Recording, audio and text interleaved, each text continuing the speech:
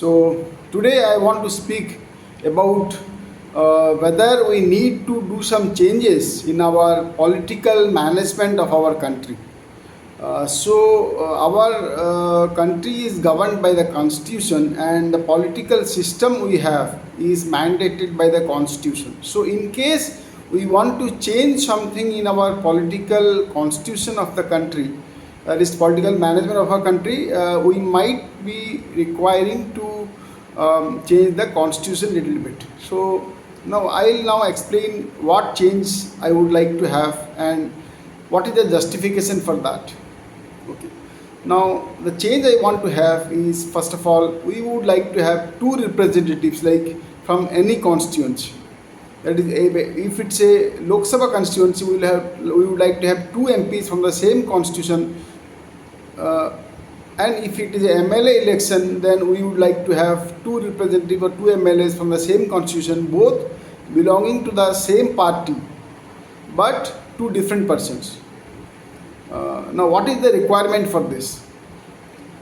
The requirement is this, that one person out of these two will go to the assembly or the parliament, as the case may be, and the other person will remain in the constituency trying to figure out what are the people's demands, what are the people's requirements, what are the people's problems, how to solve the problems, what should be done by the corresponding either state or the state center, so that the problems of the people can be solved. This need to be articulated. So articulation of demand will be done by one representative, and the second representative will negotiate in such a way that those demands are fulfilled. And what basis and which place that negotiation will be? The negotiation will be with the ruling party and the government. So now government, we know, as we know, government has a very important function, that is to allocate resources.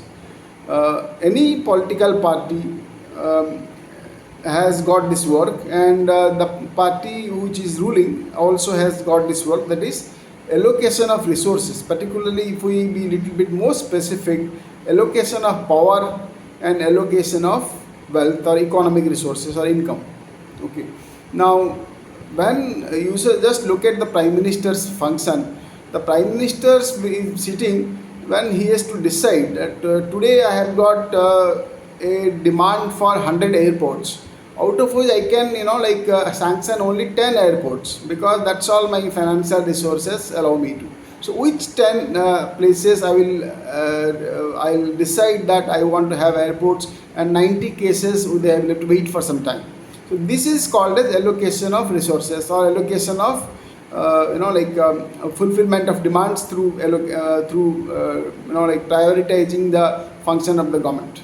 So that is why this decision is getting taken by the ruling the people who are in authority. And to negotiate this kind of things, we need to have our representative work for us, so that the person who is in assembly or who is in parliament, he will negotiate with the government to get the demands fulfilled for his constituency. While that is so very important, it is also important that these demands are prioritized at the constituency level and articulated with respect to, first, this is the first requirement, second requirement, third requirement, fourth requirement. What are the 10 requirements you have? You will articulate that by going to the people, visiting them in their day-to-day activities, and finding out what is their problem, what are the different demands that particular constituency, whether a school that needs to be constructed in a particular place, whether hospital work has to be done, whether more doctors are required, whether rural area needs more development, whether any urban area is that requires little bit of more development. All these things, the person who is the representative and who is staying in the constituency, he will visit all the places, he will discuss with the local people, he will articulate their demands in a prioritizing manner, 1, 2, 3, 4, like that.